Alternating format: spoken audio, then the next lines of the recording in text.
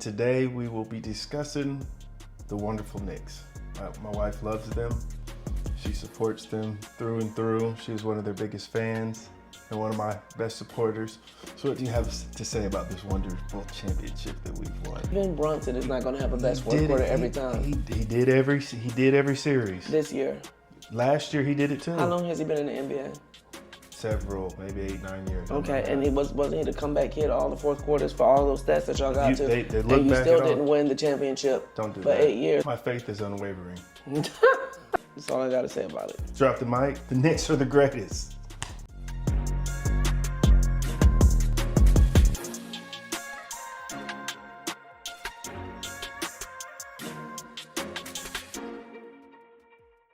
Welcome everybody to another episode of Vows and Verdicts, and today we will be discussing the wonderful Knicks. My wife loves them. She supports them through and through. She's one of their biggest fans and one of my best supporters. So what do you have to say about this wonderful championship that we've won? Okay, so first of all, I don't know that I'm all of that with the Knicks, but by being with you for 20 years, I've become a backseat Knicks fan. I was kind of forced into this life. But I do like the Knicks, and the world watched as they did what a lot of people said they couldn't do. So what I'm more interested in with the Knicks is how they were able to do what everybody said they couldn't. I watched the games as a surprise to Charles. I got tickets to go to Cleveland, watched the game. Energy was electric. It was so good. We decided to stay for Game 4. It was incredible. So coming back here, again, we continued to watch and hosted a party and went to some parties and everything, and it was good energy. But when they were down, everybody said they were not going to come back, and I think they made history with the comeback. One of the biggest comebacks, yes. I knew they was going to come back. Yeah, but you've been saying for 19 years they were going to win every year, and they didn't win every year. This is the year they did it. I was able to see forward. It was just my premonitions were a little bit off. Okay. But what do you think put them in a position to finally win after 53 years? Let's just start that. Because in 53 years, I think they've only been to the finals one other time from everything that I just learned, because again, I didn't know any of this until this season. But they hadn't been there since 99. Coaching, team chemistry. They put together the right team. They gelled at the right time. They switched their coach last year, which some may have disagreed with, but the will to win. They all believed that they could do it, and just that mindset, I think, is what made the difference. They wanted it more than everybody else. Well, I don't know the sports and the stats in the way that a lot of sports fans do, but I just know that the chemistry between them was electric. But when I watched it not as a person who likes basketball, not like this stat rehearsing person who knows, oh, he played this in college. I don't know where any of them went to college. I don't know where anybody's stats Three were of them before. played together in college and won a national championship. So, years of the chemistry and getting to know one another, that definitely, I think, played a part. I don't know if it would have happened if it happens where other guys go to different colleges, they come together and they get it done, but I think that worked to their benefit that three of the players played together in college and won a national championship. Players playing together for several years, opposed to I've been in the league X amount of time and I've had to develop this chemistry with this person, whereas I came into college playing with this person and then came into the league playing with this person. I think that was really beneficial in that win. But then they had two other players that couldn't have been part of that makeup that also had to fold into what they had going on, share that vision, and increase it. I think that's where the coaching came in. He was able to look at the strengths and the weaknesses of those two players, bring them into the fold, and that's where the coaching came in. So I think that the front office did a great job of bringing that team together, and the coach did his part in making sure that they were all unified to win a championship. I think when I look at the things that they were able to do, and that's the thing that you and I discussed over this last couple of days, the skill set obviously had to be there, but I think the mindset of Brunson is just incredible. And for him to lead them, there were times where he had a really good game and times where he wasn't having the best game according to you and all the commentators. but he just always seemed like he was so focused. And it was so nice to see his dad sitting there on the sideline, to me, having that support, whether it was good or bad. His dad wasn't overreacting. He was just so even-keeled and calm and relaxed and like, okay, he got this, he'll figure it out. And had his dad there having his back. I think that is very, very important to anybody in life, whether it's your dad or somebody else, but just, you have to believe in yourself, of course, but having someone else to co-sign that you got this and that you're going to be okay. Even regardless of how great he is, and everybody's chanting his name MVP every time he's shooting free throws when we were in Cleveland, he still couldn't have done it by himself. Agreed. I messed up the names and you quickly corrected me on it, but I think the tall guy, Towns, that's his name? Towns. I thought he had a good game, and Charles said that it wasn't the best, but I just thought he had really good energy. I just thought he seemed like a positive person. He always seemed to be smiling. There were different people that I watched. I liked the way that they played together, but I just thought coming back, having that comeback after you stumble on that team is no different than anything anybody else has to do. Their job just happens to be basketball. To me, your job just happens to be something you love.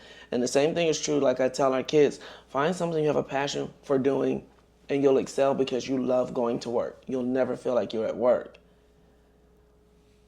When they got down and they went into halftime, below what everybody thought they should be doing, or their score was really, really low, I think it was very, very telling that they came out still determined to win.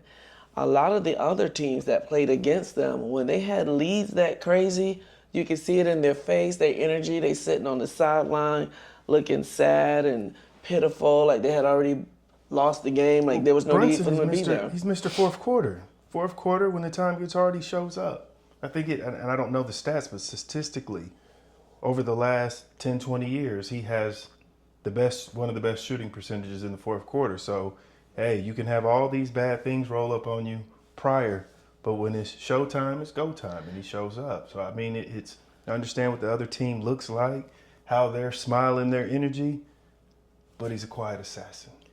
That sounds cute, but for everybody to say, oh, he's go time, showtime, fourth quarter, he's the this, that, then that. All of the stats, it sounds, y'all, all these sports guys, y'all have all these stats and he does this and that. All the stats said they weren't going to be able to make a comeback either. And they did. So it's all a great stat until it gets broken down. But you was hollering Carmelo going to do it forever. You was hollering all these other times that y'all weren't going to do it. And again, for 20 years. My faith is unwavering. But I'm just saying, you said he's going to come back in the fourth quarter. Even Brunson is not going to have a best fourth quarter every time. He did every series. This year. Last year he did it too. How long has he been in the NBA? Several, maybe 8, 9 years. Okay, and he wasn't he the comeback kid all the fourth quarters for all those stats that y'all got to? They look and you back still at didn't win the championship Don't do for that. 8 years. I'm just saying. Don't do that. You walked right into it. But I walked right into it. You know what people remember? The last thing you did.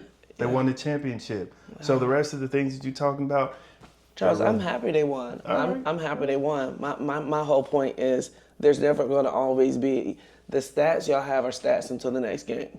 It's always a stat until you get to the next game. we got a whole nother year. Y'all do, but I'm just saying there was 53 years of stats before this one win. And I'm just saying, like we're always talking about, in anybody's business, whether it's basketball, a law firm, or selling cars, regardless of what it is, every year you got to come back, make adjustments, like his coach said. We didn't even watch the film we went in. They knew that they had messed up, and I just needed them to have mental space to relax, reset, and come back out and do it again. That's great because coaching. You have to. That is great coaching. When people ask, you still hype on the Knicks, and he hasn't even realized I've moved on. When you are on your ass, bow, like down, they were so far down, but to keep your focus, make those small pivots, and then go out and just little by little fight your way back. And I'm glad that they did it this time. It was fun to watch. I'm just saying it was fun to watch, but I just think everybody has to Everybody's taking away that great championship, and it's great, and we are going to go and How watch many- it. I'm just saying, everybody needs to not just take the win, they need to take the lesson in how to keep believing in yourself coming in to the third quarter when you are down, and all the stats say that you are not going to do this, you are not going to pull it off. How in the hell do you shift, step left, go back out, and get it done? That's a lot. That's more than a cute T-shirt. That is huge. Everybody. You should be the I'll be at the parade with you cheering. Not shots fired or anything, but I feel like that from where you started to where you are is the same definition of that. Of getting knocked down and not graduating to now becoming an attorney, owning your own law firm. Fourth quarter, hey, you had to show up. You got your JD, you passed the bar. So if anybody can relate to the Knicks journey, you should be the poster girl and have on all the Knicks stickers and T-shirts. Do you agree? They won the championship. I'm just getting started, though. You were close. We just getting started. We're just getting close. This is the beginning of a dynasty. I understand what you're saying, but I understand, and I thank you. I agree that it is a lifetime of adjustments, and I'm happy they won. We're going to New York to celebrate. It's going to be wild. The lessons and how they came back. I'm not even talking about the game they won. I'm talking about the game. I'm talking about the game where they were down the 30 points and came back. That's what I'm talking about. That was what, game 4? Oh, that was game 4? I believe. Oh yeah, it was the game before they won. It was game 4. That's the game. I'm more impressed not about the game they won the title on. I'm talking about the comeback from being down 20, 29, whatever. That is life-changing focus, precision. You're talking about being an assassin. And Brunson, as great as he was, he could not pull that off by himself. It took a team. It took a whole team. You know, like everybody else, you're like, okay, well, where I came from, 15 pregnant, high school dropout, 18, 2 kids, 3 kids, 21, to become an owner of a law firm in Atlanta. And all of that, Charles is right there with me helping. Like, it took a whole team. It took a whole team, a whole staff. Like, you have to believe in yourself, but it's very hard to live on an island. You're going to need people there to assist. Having people with shared interests, shared belief, shared focus, I think is essential. He could be the greatest comeback kid, fourth quarter assassin, all of that. And by himself, I don't think he could do it just by himself, which he says, you know, he acknowledges that his coaching staff and his teammates were essential in the win, and it was a team effort. That's great. Speaking of teams, because again, sports person, the noise I made when I hit your leg. I caught that. Knowing your teammate. This is another conversation that you and I have had more than once, because I ear hustle on the conversations that you sports fans are having about who is the greatest player of all time. And I tell you, y'all get so riled up about whether LeBron is one of the greatest or who's the greatest of all times. And some of you are very reluctant to put him in that conversation because, as you say, he built his own team. Or you explain why you don't think that he is. I think he's one of the greatest, but he is not the greatest. There are some people, a lot of people, that think that he's the greatest for reasons that's different than what you think characterizes who the greatest is. I mean, there's so many things that when people say, what's your definition of the greatest, what are we looking at? Are we looking at stats? Are we looking at the visual tests? Are we looking at championships? Are we looking at wins versus losses? I think collectively all of those things, and then the mindset that's behind it. And I think collectively looking at all those things, he's not. Based on the statistics and being a starter off the bench and scoring less than 10 points, you can't be the greatest and have those type of turnouts. When it comes to fourth quarter, it's 10 seconds left, you're going to pass the ball. I don't know any greats, whether it's football, basketball, track and field, whatever, a team sport. that they don't want that pressure. I feel like he doesn't. When it But comes why to is that a bad thing? You say that a it's lot, not but a, I it's don't not a see. bad thing, Now, but for me, for my qualifications, you have to want it during game time. When you're a little kid and you're practicing for the Super Bowl or the NBA Finals, it's hey 5, 4, 3, and Charles shoots the shot, not Mike see, Smith. but let me say this: when you're playing as a child, you're like, oh, it's down to the 5 seconds, and 10 of y'all kids out there playing basketball, and it's 10 seconds left. It's the game buzzer beater. Y'all are counting down. The winner, the champion, is the one that's going to want to take the shot. This is your. Go ahead. The best player is going to want to take the shot. See, this is exactly what I'm saying. Out of all those kids that are playing basketball in the yard and they're going to take, out of all 10 of y'all, the chances of any of y'all making it to the NBA is slim to none. Slim to none. And then you said the champion is going to be the one, the leader is the one that's going to want to take the shot. And it's just my opinion, think as a leader, you do not have to want to take the shot to be the leader. As a leader, I want us to win. I am okay with you taking a shot if we're going to win. If the goal is to win this game, I don't feel like I have to be the one holding the ball for the last shot of the game. I don't feel like if I'm here and everybody, it could be the strategy to draw everybody else to me, and then you're open for the shot. I'm not going to I have to take the shot because I am LeBron James. If everybody's drawn to me because they think I'm going to take the shot, I can pass it to Edwards and you make the shot because you're clear. The strategy behind that, I think a true leader doesn't always have to be in the front.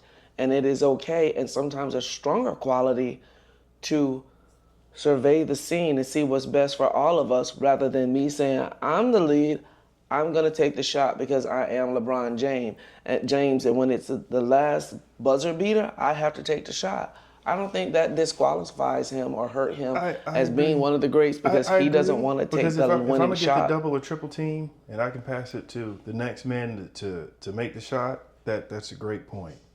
But for simplicity's sake, he don't have the dog in him. I don't know. I don't. When you say I want a team or I want players that have that they're gonna grind. It's a different air that they have about him. LeBron is great in his own, and I'm not saying that he's not one of the greatest. Mm-hmm. But when it comes to, if you want to compare him to Kobe or Jordan, he doesn't have that it. He doesn't have that it factor. They are going to. We've watched them take over many games to lead their team to a championship. Did Steve Kerr take the winning shot to get them, to help get them over the hump for the finals? He did. Did Jordan facilitate them getting back in the game or winning the game? But here's the thing. LeBron does here's it. The thing. He shies away from that. And then I'm gonna build and I'm not upset that you were able to work the system and get work the system as in when you got Wade and you got Bosh and you was able to manipulate. I think they were all top 5 picks, and you were able to get those top 5 picks on your team. I applaud you for manipulating it and being able to bypass the rest of the owners and the way that. Okay, we getting off of it, but okay. when you say it, but I want to go back to the point that you made though. When you, going back to the point where you said that he doesn't have the dog in him. I don't think everybody has to do everything the same way. And again, some of the things that you say are very much in a box. I don't think that, and again, I'm not arguing for LeBron James to be the greatest. All I'm arguing for is the point that the process behind you have to be a certain way to get to a certain goal is my whole thought process in the same thing. And when I hear you guys argue about whether LeBron is the greatest or not, I don't care so much about whether he holds that title. To me, I think it's very damaging when the thought process for him to have that title is because he has to be the same way everybody else is. So when you say he don't have that dog like Kobe, he don't have that dog in him like Jordan, I think he has to have a certain character of winning and striving to be the best and putting in more than overtime, more than like he's doing the work to be the think he best, has, though. but he's doing it his way. His way doesn't make him the greatest. In That's your all. opinion. In my Your opinion. But the same thing when you're saying the way that he built his team, he did it a way that hadn't been done before. To me, I guess it feels like he's an innovator. To me, it feels like you got this team and you hand selected this team. If a GM would have selected a team, it's no question. If the coach would have did it, it's no question. But because it had never been done by a player, I think it's brilliant. If he was not allowed to do it, he couldn't have done it. But he found a way to do something that he was allowed to do and built championships on it.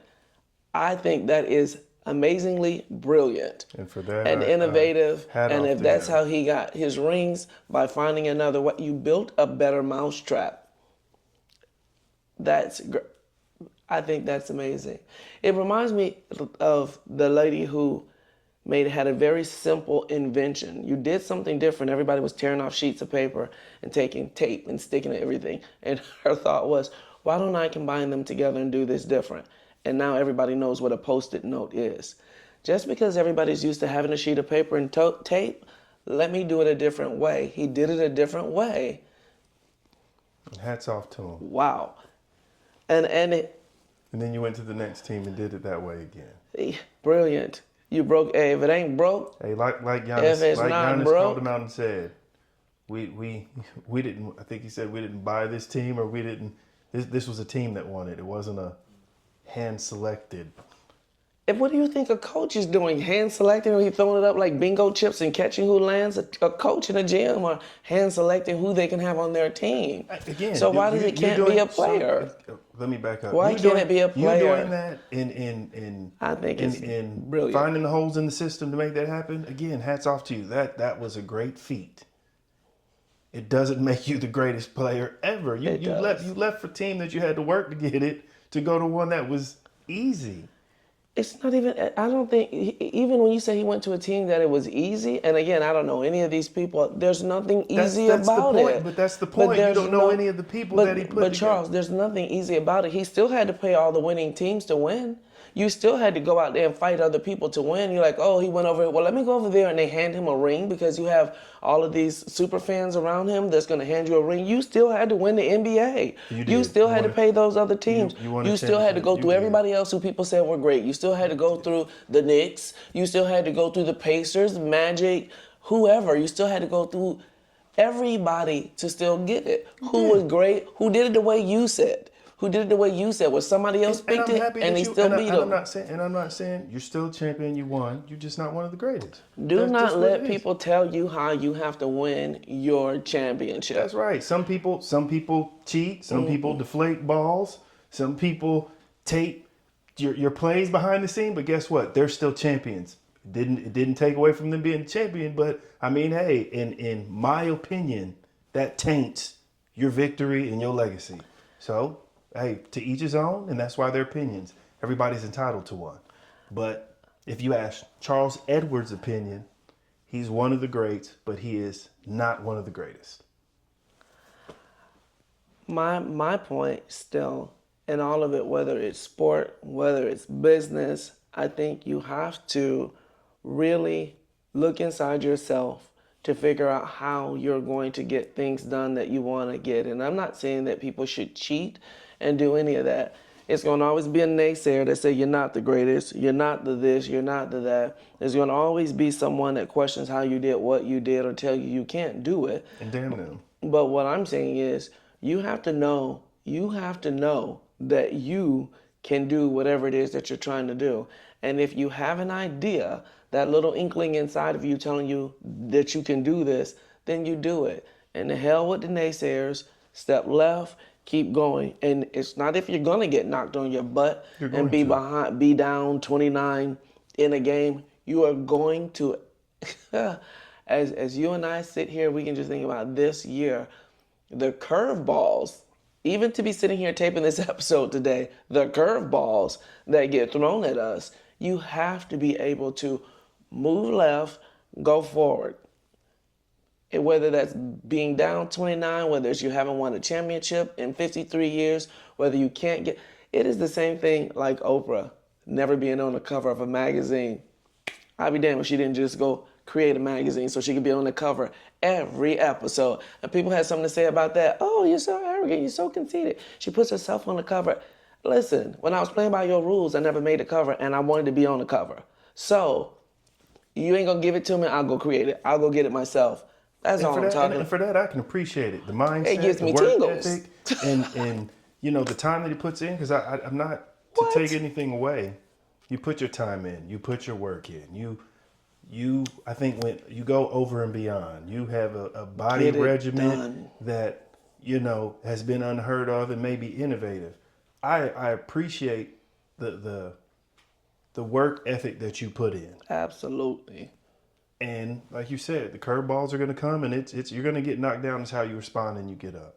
And I really don't think he got knocked down. At the end of the day, I don't think he got knocked down. The only knockdown you got is Father Time. Like I said, at the end of the day, and wrapping up my point, and even highlighting the Knicks, I'm very happy they won. It was a great series. I enjoyed watching it with you for the last 20 years.